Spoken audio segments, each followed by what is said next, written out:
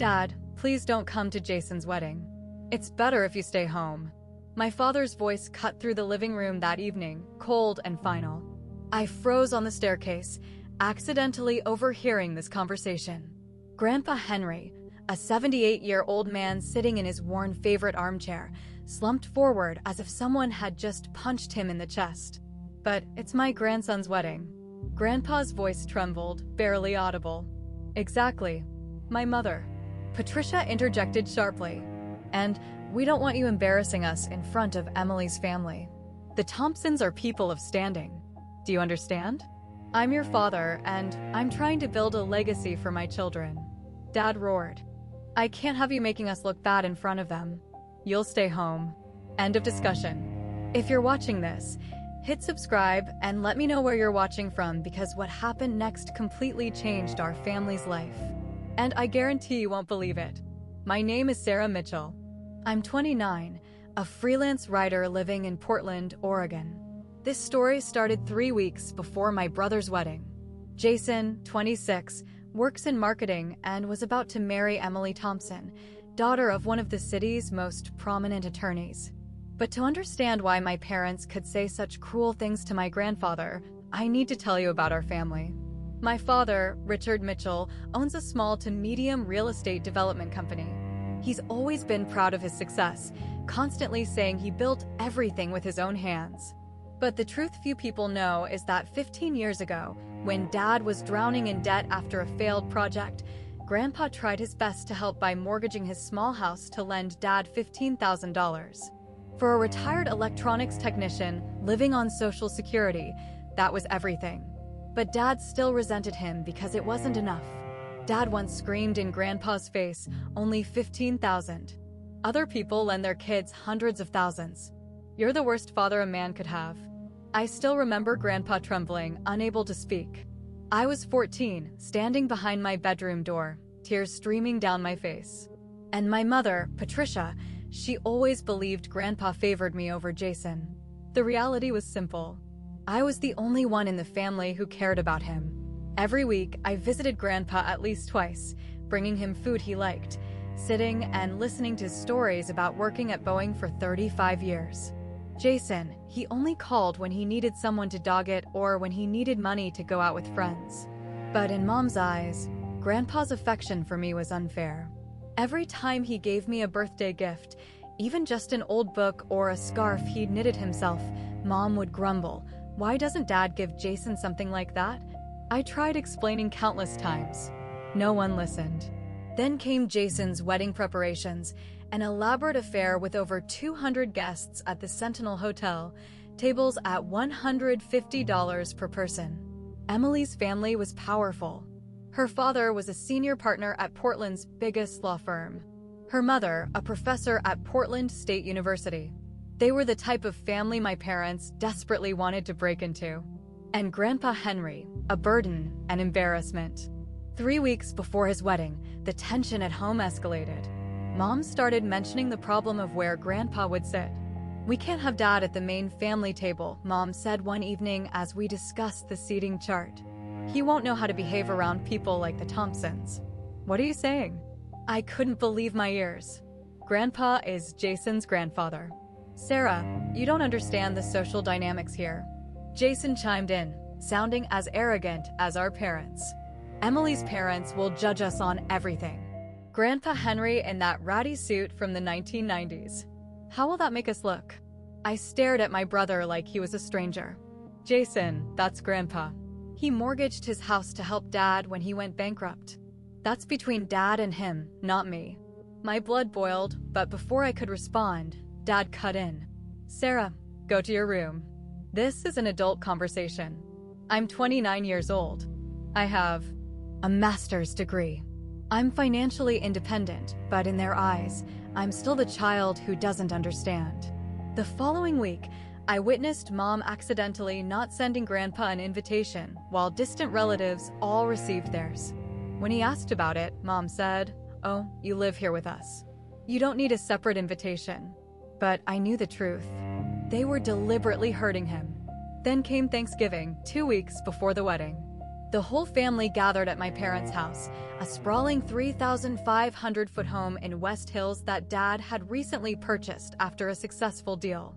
The dining table was lavishly set with turkey, cranberry sauce, mashed potatoes, pumpkin pie, a picture-perfect Thanksgiving feast. But when Grandpa arrived with a homemade apple pie, the kind Jason had loved since childhood, Mom barely glanced at it and said, "Just leave it in the kitchen, Dad. We already have enough desserts." I saw Grandpa's face fall. He set the pie down on the kitchen counter without a word. Throughout dinner, no one talked to him. Everyone just discussed the wedding, the venue, the DJ, the honeymoon trip to Maui. Grandpa sat silently at the end of the table, occasionally picking at a small piece of turkey, staring down at his plate. I couldn't take it anymore. "Grandpa, are you enjoying yourself? Are you happy?" "My dear granddaughter, I'm very happy." His voice was so soft, only I could hear. "As long as I can see you kids healthy, I'm happy." My heart shattered. After dinner, while everyone watched football on TV, I followed Grandpa outside. He stood on the porch looking out at the autumn garden with its fallen yellow leaves. The Portland wind was biting cold, but he wasn't wearing a warm enough coat. "Grandpa, come inside. It's freezing." "I'm fine, sweetheart. Just wanted some fresh air." I stood beside him, not knowing what to say. After a long silence, he asked, "Jason's getting married. When will my granddaughter get married?" "You know, I'm still focused on my career." "I know," he said softly. "But don't be like me. I spent my whole life working, and now I have nothing but an old house and memories." Something in his voice sent chills down my spine. But before I could ask more, Mom called from inside, "Sarah, come help me clean up." That was the last time I spoke with Grandpa before the wedding. 1 week before the wedding day, I heard a major argument from the living room. I was in my home office. I'd stopped by my parents' house to pick up some old documents. Dad's voice was loud. "I've decided you're not coming to the wedding." "But, Richard," Grandpa's voice shook. "No buts," Dad shouted. "Do you know who the Thompsons are?" Edward Thompson is a partner at Sherman and Howard. Martha Thompson is a respected professor. They have connections everywhere. And you, a retired electronics technician living on Social Security checks. I'm your father, and I'm trying to build a legacy for my children." Dad bellowed. "I can't have you embarrassing me in front of them. You'll stay home. Period." I rushed downstairs. "You can't do this." Dad turned to me, face red with anger. "This isn't your business, Sarah." "It is my business. Grandpa is our family. He mortgaged his house to help you when you went bankrupt, and now you're treating him like this. You don't understand anything about business and social standing," Mom interjected. "Edward Thompson could help your father land major contracts. We need to impress them by abandoning Grandpa, by pretending he doesn't exist." "Sarah, enough." Dad snapped. "Either go home or be quiet." I looked at Grandpa. He just sat there, hands trembling in his lap, staring at the floor, not defending himself, not fighting back. My heart broke into pieces. "Grandpa, I won't go to the wedding if they don't let you go," I said. "No, sweetheart," he said hoarsely. "You go. Jason is your brother. I don't want you to miss important memories because of me." "But Grandpa, I'll be fine, dear. I'll be okay." The way he said it terrified me, but Dad had already pushed me toward the door. "Go home, Sarah, and don't cause any drama on Jason's wedding day. I'm warning you." I left the house with tears in my eyes, guilt weighing heavy on my shoulders. I called a few friends. They all told me to respect family dynamics and don't make a scene. Even my best friend Rachel said, "Sarah, I know it's hard, but sometimes you have to pick your battles. Your brother's wedding day isn't the right time." Maybe they were right. Maybe I was too emotional. Maybe I should just accept it and move on. But I couldn't. The night before the wedding, I drove to Grandpa's house, a small 2-bedroom home in southeast Portland, a working-class neighborhood where he'd lived for 40 years. All the lights were off. I knocked repeatedly. No answer. His car was still in the garage, so I knew he was home. Maybe he'd gone to bed early. I decided to stop by the next morning before heading to the venue. Wedding day. The Sentinel Hotel sparkled with crystal chandeliers and fresh flowers everywhere. I wore my dusty rose bridesmaid dress, makeup carefully applied, but my heart felt heavy. I tried calling Pa all morning. No answer. The ceremony went smoothly. Emily looked stunning in her white wedding gown. Jason smiled radiantly. My parents beamed, greeting everyone, especially the Thompsons. Everything was perfect. But I couldn't stop thinking about Grandpa sitting alone at home, eating alone on the day his grandson got married. After the ceremony, the reception began. Open bar, live band, elegant dinner tables. I sat at the family table next to some cousins. Everyone toasted and laughed. Dad stood up to give a speech. Today is the most important day of my son's life. I want to thank everyone for being here. Especially, I want to welcome the Thompson family as part of our Mitchell family. Jason, my son, has grown into a man I'm proud of. And Emily, welcome to our family. Everyone applauded. I clapped too. But all I could think was, what about Grandpa Henry? The man who sacrificed everything for this family. Midway through the reception, Mom suddenly remembered. Oh, we haven't gotten Dad Henry's wedding gift yet. Wedding gift? Jason frowned. Yes, Mom said. Traditionally, grandparents give gifts to grandchildren on their wedding day. Dad always does that. Remember when Sarah graduated high school? He gave her that vintage watch. Oh, right, Jason said, as if suddenly remembering a potential source of income. Grandpa hasn't given me anything. He should have given me cash or something. I couldn't believe my ears. What are you people saying? He wasn't allowed to come here and now you're demanding gifts. Sarah, it's tradition, Mom said coldly. And stop being dramatic. After the reception, we'll stop by Dad Henry's house to get the gift. You people are absolutely shameless, I whispered. But no one heard. They returned to their champagne and laughter. The party lasted until 11 p.m. As people began leaving, my parents, Jason and Emily, decided to stop by Grandpa's house. I went along, anxiety churning in my stomach. When we arrived, I immediately knew something was wrong. The house was dark. No car in the garage. Dad used his spare key to open the door. When he turned on the lights, we all froze in shock. The house was empty. No furniture, no pictures, no TV, no sofa, just a few cardboard boxes in the corner and a letter on the kitchen counter. Mom shrieked, "Where did Dad go?" Dad grabbed the letter and read aloud, "Dear family, by the time you read this, I will be settled in my new home at Elmwood Senior Living Community. I have sold this house and most of my belongings. After much thought and with Sarah's help, I've made arrangements for my future. The proceeds from the sale have been allocated as follows. I've paid for 3 years of care at Elmwood up front, ensuring I won't be a financial burden to anyone. The remaining $47,000 has been placed into the senior support fund that Sarah manages through her nonprofit work. This money will help elderly people in our community who are struggling with loneliness and lack of family support. I realize now that I have been a burden to this family. I am grateful for the years we have shared, but I believe it's time for me to step back and allow you all to live your lives without the embarrassment of an old retired technician who doesn't fit into your social circles. Sarah, my dear granddaughter, you have always been the light of my life. Thank you for respecting my decision and helping me find a place where I'm valued. Please don't worry about me. The people at Elwood are kind and treat me with genuine respect. I finally feel like I matter again. I wish Jason and Emily a lifetime of happiness. I'm sorry I couldn't attend the wedding, but I understand. Please do not try to contact me. I have asked my attorney, Martin Cooper at Cooper and Associates, to handle any family matters going forward. Take care of yourselves, Henry Mitchell. Deafening silence. Then Dad exploded. He gave the money to some charity fund. That stubborn old man, that's our inheritance. He had no right. Wait, Sarah helped him? Mom's head snapped toward me, eyes blazing. You knew about this? I started.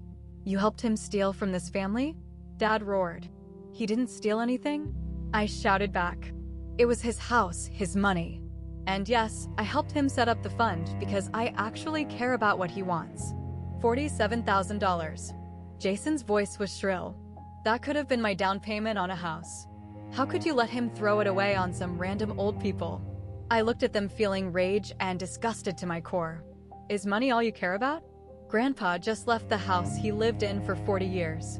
He felt so lonely and rejected he had to leave. And all you can think about is money. Sarah, you don't understand. Dad started. No, now you're going to listen to me. I roared, my voice shaking with fury. For years, Grandpa loved this family. He mortgaged his house to save you when you went bankrupt. He made food for Jason by hand since Jason was little. He sat through family dinners, silently enduring the contempt and abandonment from all of you. And today, on his grandson's wedding day, he was banned from coming because you were afraid of being embarrassed. You don't know anything about social pressure. And Mom tried to argue. What do you know about real family? I shouted, tears streaming down my face. Family isn't just about sharing blood. Real family is spending time and sharing every important moment together.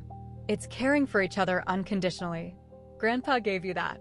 But what did you give him? Shame. Emily, the new bride, stood in the corner looking terrified. She quietly said to Jason, maybe we should go. But I wasn't done.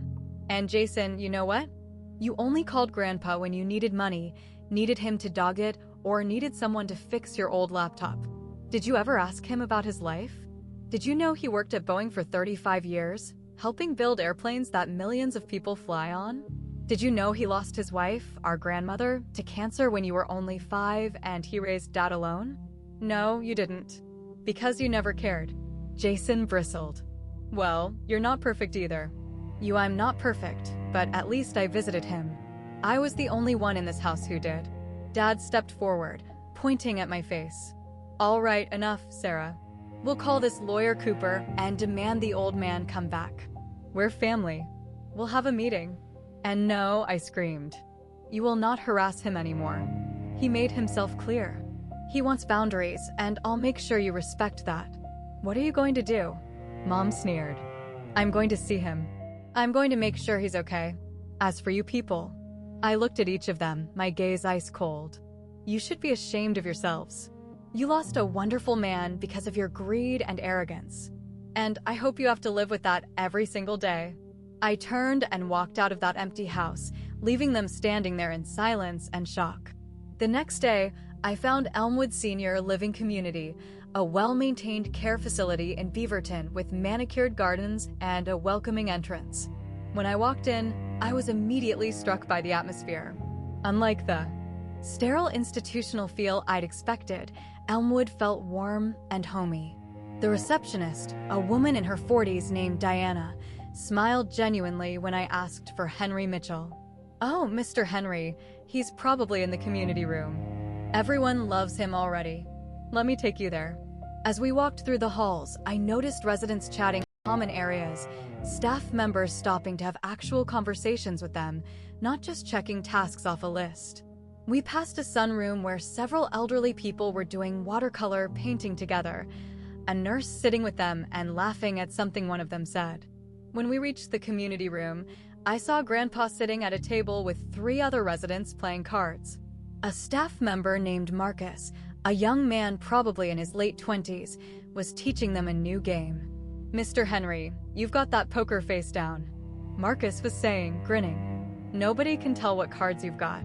Grandpa chuckled, actually chuckled in a way I hadn't heard in years. Then he looked up and saw me. Sarah, my dear. His face lit up. Marcus, this is my granddaughter I told you about. The writer, the one who visits you every week. Marcus stood up, extending his hand warmly. Mr. Henry talks about you all the time. Says you're the only one who remembers his birthday. My throat tightened. Grandpa, give us a moment. Grandpa said to his new friends. Of course, of course. An elderly woman with kind eyes. Her name tag said Margaret patted his hand. We'll be here when you're ready for the next round, Henry.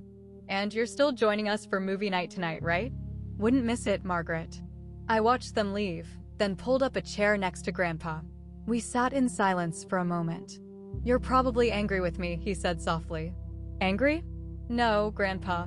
I struggled to find words. I'm heartbroken that it came to this, but I'm not angry. I helped you because I respect your decision. You were the only one who listened when I said I'd been thinking about this for months. He said, when I first mentioned Elmwood to you last summer, you didn't dismiss me or tell me I was being dramatic. You actually toured the facility with me. You helped me understand the contracts and the finances. I remembered that day. Grandpa had called me asking if I'd come look at a place with him. When we arrived at Elmwood, he'd been so nervous, but also hopeful. We spent 3 hours there meeting staff, touring rooms, watching how they interacted with residents. I saw how the nurses addressed people by name, how they asked about their families, their interests, their history, how they didn't just see patients, they saw people. The staff here actually care, Sarah, Grandpa continued. This morning, a nurse named Lisa brought me coffee. She remembered I take it with 1 sugar and a splash of milk. She remembered from my first day here. When's the last time your mother remembered how I take my coffee? Never, I thought. Mom had never bothered to learn. I wiped away tears. That sounds wonderful, Grandpa. At dinner last night, people asked me about my life. Really asked. Margaret wanted to know about working at Boeing. Another resident, Robert, used to work in aviation too. We talked for 2 hours about the old days. When's the last time anyone in the family asked me about my work? Also, never. They never cared. And the best part, Grandpa smiled. Nobody here looks at me like I'm a burden. Nobody sigh when I tell a story. Nobody checks their phone while I'm talking. They actually listen, Sarah. They actually see me. That's when I fully understood. At Elmwood, Grandpa wasn't the embarrassing old man with the ratty suit. He was Henry Mitchell, Boeing veteran, widower, grandfather, garden enthusiast. He was a person with a history, with interests, with value. The fund you're managing, Grandpa said. I wanted to help people like me, elderly folks who feel invisible in their own families. Maybe we can fund programs that bring young volunteers to visit seniors. Maybe we can help pay for activities that bring meaning to their lives. You're good at organizing these things. I'd been running a small nonprofit focused on community storytelling for 2 years. Grandpa had been following my work closely. Of course he had. He was the only family member who actually read my blog posts and asked me about my projects. I'll make sure every penny makes a difference, I promised. I know you will, sweetheart. He patted my hand. You've always been the best of us. Just then, Marcus returned. Mr. Henry, sorry to interrupt, but it's almost time for the afternoon concert. The pianist from Portland State is coming today. You said you didn't want to miss it. A concert? I asked. They have live music 3 times a week, Grandpa explained. Different performers, students from the university, local musicians. Last week, a jazz quartet came. The week before, a children's choir. It's wonderful. Would you like to stay for it? Marcus asked me. Family members are always welcome. I'd love to. We walked to the gathering hall where about 30 residents were settling into comfortable chairs. The atmosphere was cheerful, anticipatory. A young pianist sat up at the grand piano in the corner. Staff members helped residents get comfortable, chatting with them about their day. During the concert, I glanced at Grandpa. His eyes were closed, a peaceful smile on his face, completely absorbed in Chopin's Nocturne. When was the last time I'd seen him this content? That evening, as I was getting ready to leave, I saw Grandpa in the dining hall laughing with a group of residents. Marcus was telling a story, gesturing wildly, and everyone was cracking up. Grandpa looked 20 years younger. A week later, my parents and Jason tried to arrange a family meeting through attorney Martin Cooper. Cooper, a stern man in his 50s, met them in a conference room at his firm. I was present, but to support Grandpa, not my family. Cooper began, Mr. Mitchell has asked me to make clear that he does not want any contact from the family for an indefinite period. He sold his personal property legally. He allocated his funds as he saw fit. Both his care at Elmwood and his charitable donation were executed according to his wishes and Oregon law. He has every right to do so. But that's family money. Dad objected. Mr. Richard Mitchell, that house was in Mr. Henry Mitchell's name. He had full ownership. He has the absolute right to sell and allocate the proceeds as he wishes. The charitable contribution was made to a legitimate 501c3 organization managed by her daughter. If you continue to harass Mr. Mitchell, we will file for a restraining order. My mother stood up, furious. That old man is my husband's father. We have the right. You have no rights, ma'am. Cooper interrupted coldly. Mr. Henry Mitchell is a competent adult with full legal capacity. He has made decisions for his own life. Please respect that, Jason whispered. So, he doesn't want to see us anymore. Correct. Except for Sarah Mitchell, with whom Mr. Henry very much wishes to maintain a relationship. Dad looked at me, eyes full of resentment. What did you do? What did you tell him? I told him the truth, I replied, voice calm but firm. And he made his own decision. A decision he's been considering for months. By the way, this didn't happen overnight. You just never paid enough attention to notice. They left in frustration, but there was nothing they could do. The months that followed were like an earthquake through our family. Dad's real estate company hit serious trouble. A major project failed. He went into debt for hundreds of thousands of dollars. This time, there was no grandpa to mortgage his house and help. Dad had to figure it out himself. Selling his luxury car, downsizing the office, even mortgaging the West Hills house. Mom had to cut spending. No more weekly shopping trips to Nordstrom. No more monthly spa treatments. No more lavish brunches with her wealthy friends. At first, Mom blamed everyone. But gradually, in that scarcity, she began to look at herself. She began to realize that her priorities had been wrong. She'd cared more about status than love. Jason had it worse. His marriage to Emily lasted only a year. Emily divorced him after discovering Jason wasn't mature or financially stable enough to build a family. She wanted a responsible man, not a 26-year-old child, still depending on his parents for everything. After the divorce, Jason moved back in with our parents, working an entry-level job at a small marketing company, earning barely enough to get by. Once Jason volunteered at a soup kitchen as part of community service after getting cited for drunk driving. There he met several elderly volunteers. They told Jason about their lives, about sacrifices, about being dismissed by their children and grandchildren, about loneliness. An old man named Walter told Jason, "Son, family isn't about what they can give you. It's about what you give them. Your time, your love, your presence." Those words made Jason think. As for me, I expanded the senior support fund that Grandpa had seeded. I started writing more, not just about Grandpa, but about all the elderly people I met at Elmwood and other facilities. I wrote about their lives, their forgotten stories, their loneliness in a society too busy to care. My blog went viral. Thousands of people shared the posts. Hundreds of elderly people emailed me with their own stories. Tales of children who'd abandoned them in nursing homes, of holidays spent alone, of feeling invisible. The Oregonian did a feature story on the forgotten generation. Grandpa's story made the front page. The Senior Support Fund grew. We started programs connecting volunteers with isolated seniors.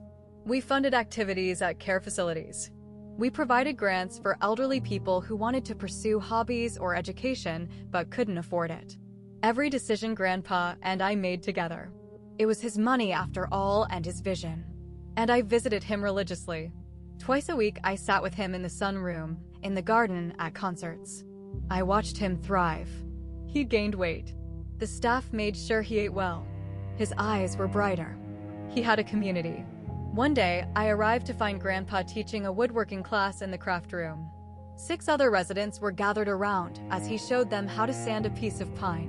"My grandfather taught me this," he was saying. "And I taught my son, though he never had much interest in it. But it's meditative, you know, the rhythm of the sanding, the smell of the wood." I stood in the doorway watching. This was Grandpa sharing his knowledge, his skills, his history. At home, no one had ever asked him to teach them anything. After class, we walked in the garden. His garden plot was thriving. Tomatoes, zucchini, herbs. "You know what I realized?" He said, "I spent 40 years trying to earn my family's love. But love isn't something you earn. Real love is freely given.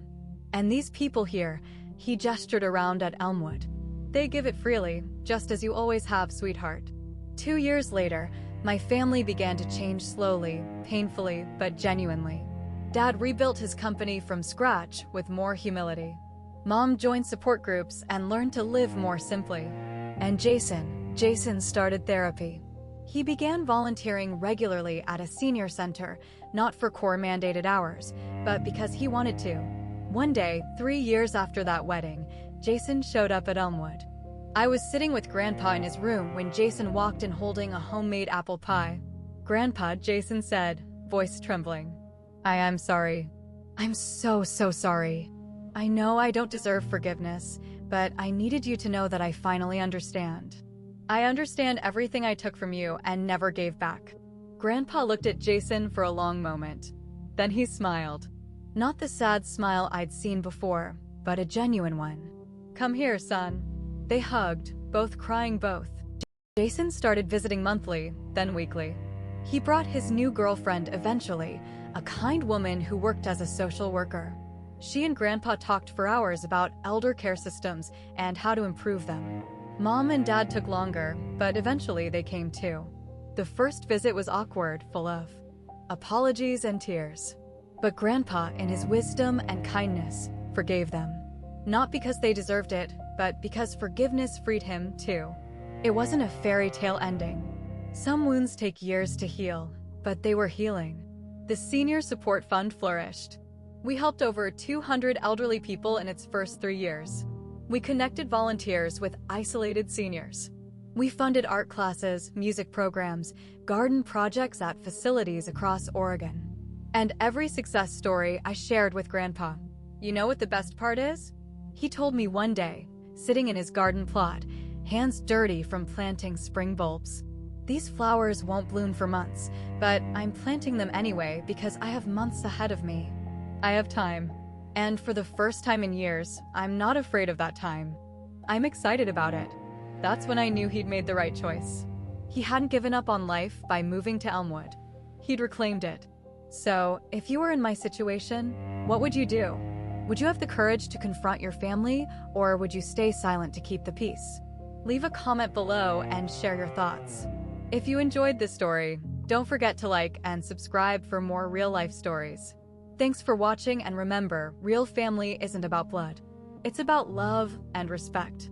Family is not just about sharing blood. Real family is about spending time and sharing every important moment together.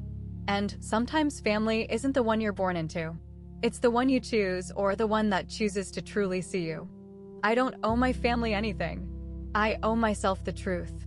And I owe Grandpa Henry the love he always deserved.